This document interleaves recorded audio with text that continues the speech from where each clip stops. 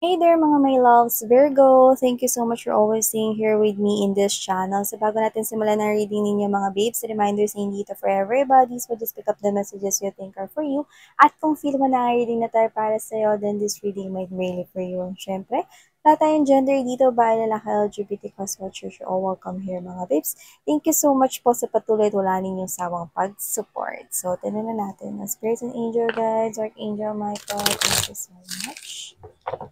Spirits and angel guides, can you please show me what do we have here for me, Virgo people, please? This is for Virgo.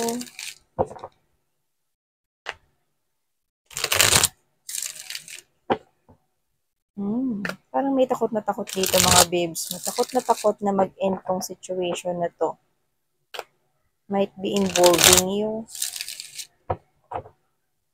Let's see. Oh. Takot na mag-end tong connection na to, pero mukhang nag-end na nga. With the tower right here, I can see, no?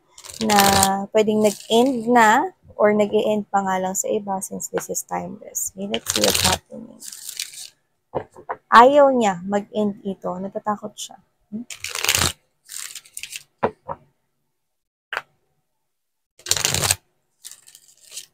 Pero at the same time, wala rin naman siyang ginagawa. Kasi hindi niya kayang magpakatotoo at maging honest sa'yo. Actually, natatakot siya kasi lumalabas ka rito bilang Empress. This is your energy right here, Virgo. See? This is someone here na natatakot rito sa'yo. No? So, natatakot siya rito na mag-end tong sitwasyon na to, pero at the same time, wala naman siyang ginagawa. See, this person is holding back communication. Di siya lumalapit sa inyo rito. No? Natatakot siyang mag-end ito for good. Siguro nag-end na talaga kayo matagal na or natapos na yung connection ninyo or kung ano man tong situationship na to, partnership na to. No? Pero para sa kanya, hindi pa. No? So, hindi kanya dito ma-let go. May fear dito, pero at the same time, may pagmamatigas. Yeah.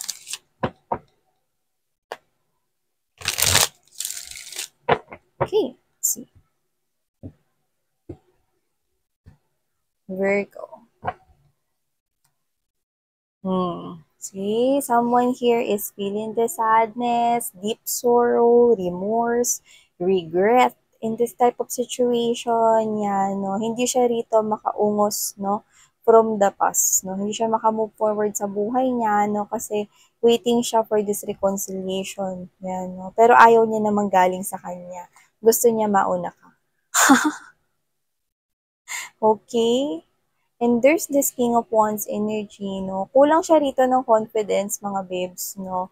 Or this could be someone here na pwedeng meron sa kanya rito nakaagapay at may nag-aantay rito, no? Na someone na pwedeng may attraction, pwedeng may relationship sa kanilang dalawa, no? So, I don't know why I'm picking up that, but I have to mention, no? Siguro, naiisip ka nito, no? At isa sa dahilan kung ba't di siya gumagawa rito ng movement at action kasi may nakabantay sa kanya, may nakamasid dito, no? This could be a third party, which is someone else right here. Okay, but I'm picking up that this other person here could be someone here na nararamdaman niya rito na parang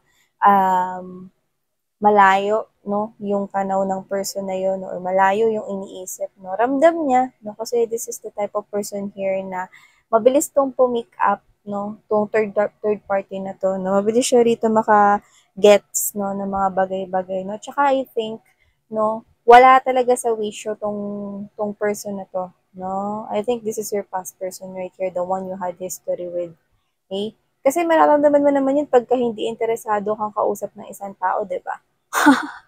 Either pinuputol niya agad yung usapan or either sasabihin niya no napagod siya or may gagawin pa siya whatever no. Syempre ramdam nitong tao na to. Tsaka ang King of Wands energy.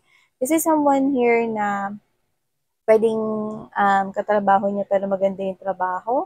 Pwedeng boss niya yan, no? Pwede rin naman na business owner din, no? Maganda yung kitaan niya, no? At pwedeng ang dahilan kung bakit siya sumama before is because of money.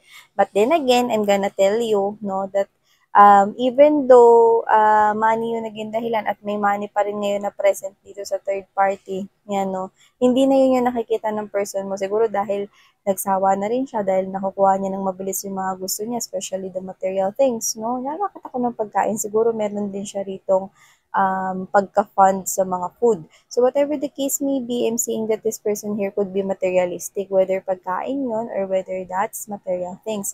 But then again, no, hindi yun yung nakakapag feeling complete dito sa past person mo kasi kailangan pa rin ng emosyon. So may emosyon siya para sa iyo rito, no? Kaya ayaw niya na mag-end ang inyong relationship. Yeah. Hmm? Okay, see? Strength card to the Five of Cups energy. Hmm.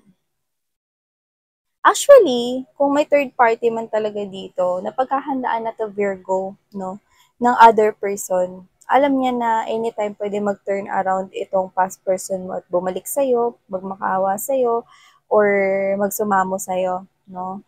Kaya nakikita ko rin yung sadness dito sa third party na ito, no. Pero alam niya, aware siya na anytime pwedeng mawala na lang sa kanya tong person na to, no, ready siya for that, yung nakikita ko rito. Pero hindi siya nagiging open. Ang ginagawa niya, nagpapaka-vicious sa work rito, para hindi niya masyado rito matuon yung attention dyan sa inyong past person. Yan. So, yung past person niya, nami-miss kayo, no? Pero I don't think na may pakialam pa kayo, no? Kasi, with that power, marami nang nagbago, at saka masakit yun for you.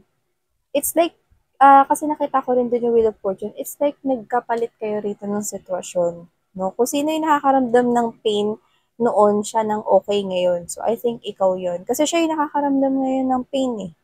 Okay? So, whatever the case may be, I think there's someone here in the picture na pwedeng mas nakakaangat sa inyo noon, no?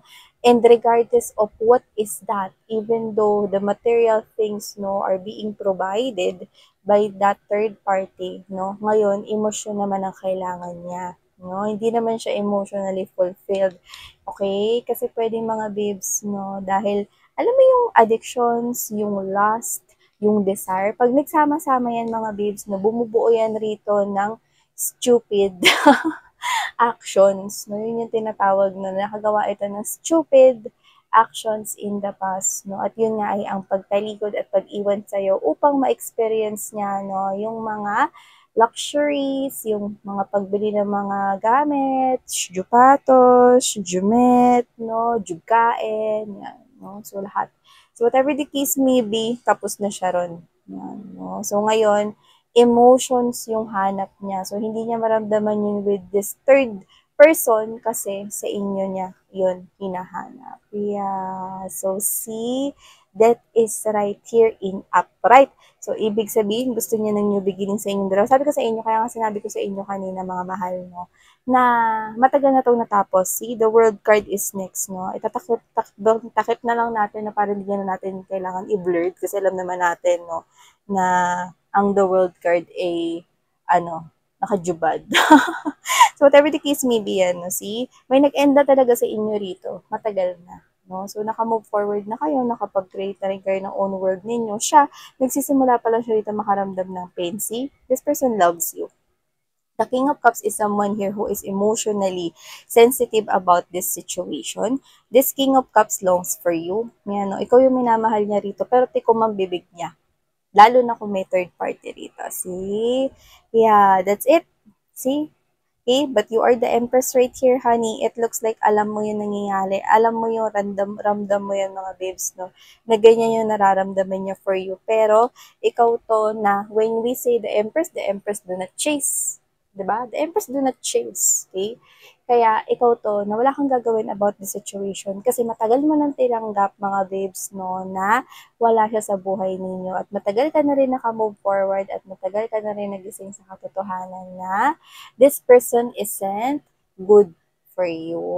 Yeah, so whatever the case may be, it's hard for this person with the shrink card right here na tumawid doon sa likod. This is the bridge right here. This is the bridge of the same moon card energy. So whatever the case may be, I'm seeing someone here na nahihirapan na tumawid, no? Yan, no? Diyan. Yan kasi yung pagtawid sa new beginning, no? So hindi siya makapagsimula rito sa kanyang life. It is because this person right here, yan, no? Wants you to be a part of his or her world once again. Yeah, no? Ulit. Okay? This person wants to resurrect this connection with you, but I don't think that you want that too. Okay? So, yeah. Okay? Nakikita ko rito na mukhang nag-iintayan, no, ng mga susunod na hakbangin itong ex mo rito, no, at saka itong third person na ito or third party na ito, no. Pero prepared yung third party, yung nakikita ko rito. It's like this party already knows how this past person of yours feels or true feelings about him or her and also about you, Virgo. Okay? So thank you so much, Virgo. Love and life. Annyeong saranghae.